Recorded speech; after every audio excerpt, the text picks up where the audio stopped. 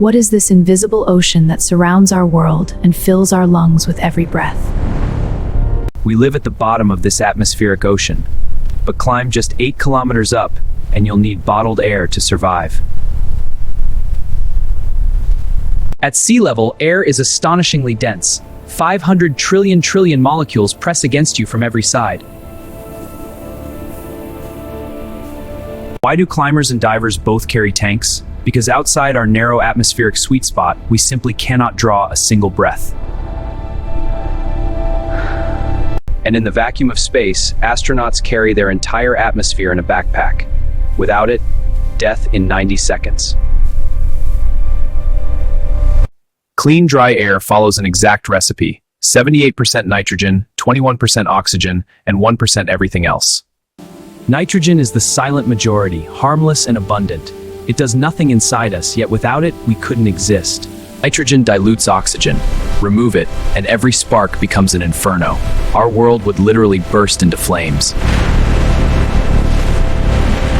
Plants breathe in carbon dioxide. Without it, no photosynthesis. Without photosynthesis, no food chain, no us. But oxygen is the one we need most. Every breath you take, every moment alive, you owe to this single remarkable gas. Oxygen enters your lungs and diffuses into your blood. From there, it travels to every cell in your body. Fish extract dissolved oxygen through their gills, a brilliant adaptation to a world without air. But our atmosphere is more than just a life support system. It's also become our global garbage dump. The culprits? Fossil fuels, coal, oil, and natural gas. Ancient sunlight, stored in carbon bonds, now being released. We burn them for electricity, transportation, and heating. They power our world, but they also poison our air. How do we know air contains exactly 21% oxygen? There's a simple experiment that reveals the truth. Step 1. Heat copper wire until it glows red hot inside this glass tube. The copper is now ready to react. Push the air from syringe A through the hot copper into syringe B. The oxygen reacts, turning copper black. Push it back and forth repeatedly. Each pass, more oxygen is stripped from the air and locked into the black copper oxide. Stop heating and let the apparatus cool completely. Hot air expands, and that would ruin our measurement.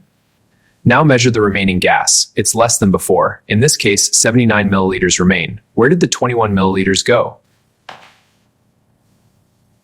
Repeat until the volume stops changing. When it's steady at 79 milliliters, all oxygen is gone. The reaction is complete. The calculation is simple. 21 milliliters lost from 100 gives 21%. The experiment confirms what we breathe. But wait, the air we actually breathe isn't this clean laboratory sample. It contains something else, something dangerous. Real air contains water vapor, dust, and something worse, pollutants from our cars, factories, and power plants. Burning fossil fuels releases a cocktail of poisons: carbon dioxide, carbon monoxide, particulates, sulfur dioxide, and nitrogen oxides. Carbon monoxide is a stealth killer. It binds to your blood 200 times stronger than oxygen, slowly suffocating you from within. Incomplete combustion creates carbon monoxide and soot. Too little air, and your engine becomes a poison factory. Particulates are tiny solid particles that penetrate deep into your lungs, causing inflammation, disease, and even cancer. Coal contains sulfur. Burn it, and that sulfur becomes sulfur dioxide, a sharp-smelling acidic gas that devastates ecosystems. By the 1980s, forests across Europe and North America were dying. The culprit? Rain, but not as nature intended. In 1963, a scientist made a shocking discovery. Rainwater in the northeastern US was 100 times more acidic than it should be. Soon, the same story emerged across Europe.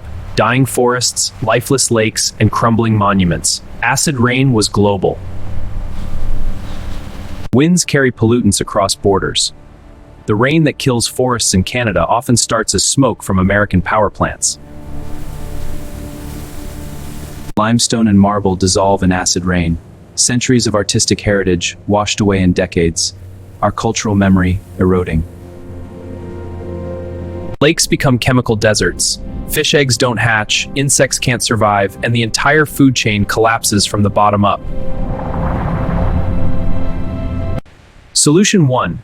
Use low-sulfur fuels. Wash coal to remove sulfur-bearing minerals before they ever reach the power plant. Natural gas contains almost no sulfur. Switching from coal to gas dramatically reduces acid rain-causing emissions. Solution 2. Flue gas desulfurization. Scrubbers spray limestone slurry into exhaust, capturing sulfur and even making useful gypsum. The chemistry: sulfur dioxide reacts with limestone to form calcium sulfite, then gypsum. Pollution becomes a building material.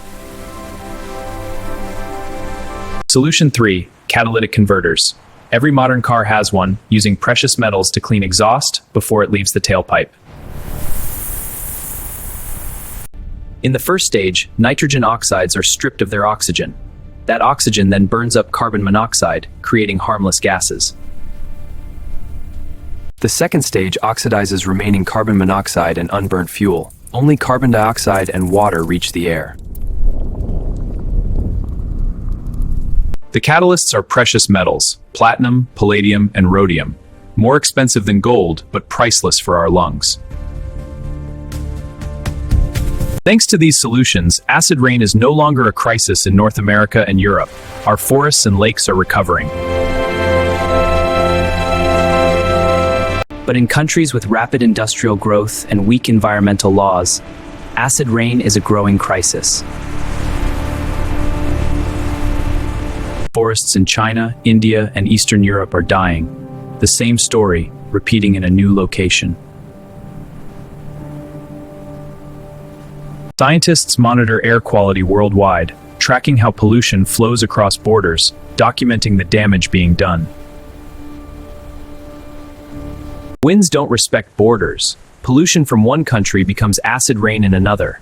We all share the same atmosphere. The same acid rain that damaged Europe's cathedrals now threatens cultural treasures worldwide, our shared heritage at risk. But the ultimate cost is human. Respiratory diseases, cancer, premature death, the pollution we create, we breathe. International cooperation is the only answer. Sharing technology, strengthening laws, working together across borders. Our case study shows successful reductions in SO2 emissions through education and incentives. Secure the base bolts firmly, then we test the valves. Yes, it's secure now. Wealthy nations share scrubber technology, catalytic converter designs, and clean fuel expertise with developing countries. Okay, injecting the city air.